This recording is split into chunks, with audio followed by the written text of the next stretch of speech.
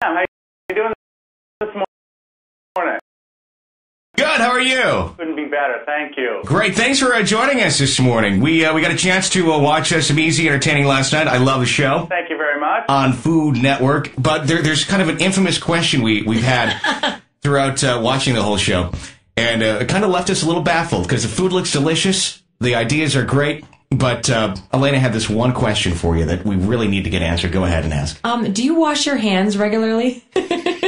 Touching things and put it in my mouth? People always ask me that question. It's funny. It's the funniest thing. You know, they say, "Hey, you did this and then you did that," and I'm like, I'm not in your home kitchen telling you what to do. Yeah.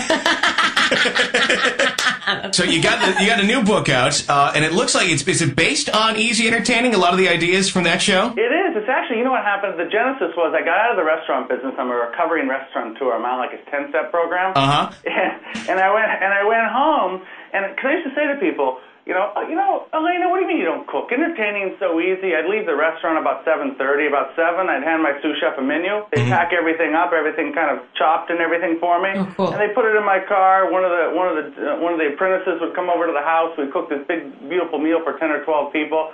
My apprentice would take all the stuff, bring it back to the restaurant, and wash it up. And I'm like, what's the big deal? Entertaining's not so hard. Did like a 5-course dinner for 25 friends. I was up for like 3 days cleaning, 3 days chopping. Oh my gosh! Well, I had to go to therapy. So we need some advice here because Elena is away from her home area, and she's trying to convince her family to come over here for Thanksgiving or for Christmas. And she has a sister who they try to outdo each other. They don't get along very well. Thank you for bringing that up. And the sister actually has culinary experience. What's some tips you got for Elena here on how to make just an awesome presentation, an awesome holiday meal for her family this coming holiday season? What's some easy things she can do to make it just look fabulous? And Elena, you don't cook? No, I don't. I don't have. This Thanksgiving to outdo my super competitive sister, who's really an outstanding chef. Yeah. And get her to my house? Yeah. I better come to your house. There you go. So basically, there is no hope for you, Elena. Yay. Even Michael Chiarello says there's no hope for Elena. I got a couple of side dishes inside my new book. They're gonna blow their mind. We can do a little twice baked stuffed potato with peas and prosciutto bits. I don't like bacon bits. I do these prosciutto bits. You can make them the morning of, right? You make your pea puree. It's kind of like mashed potato stuffed back in the skin with a couple of great cheeses. And all you got to do is put them back in the oven. You know what you got to do if you don't cook? Is you ask somebody to do the turkey. Don't you ruin something. So if it's undercooked and it's raw, right, that's your sister's problem. There you go. You do a couple side dishes along the way. Do a couple snacks.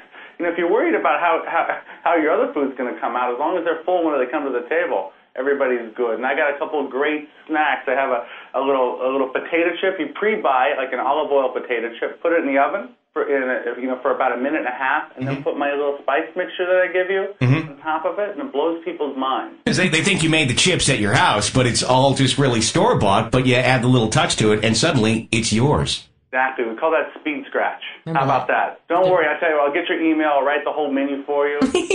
There you go. And you can be like, guess what? I actually had a celebrity chef make this menu for me. Na, na, na, na. That'd be great. Cool.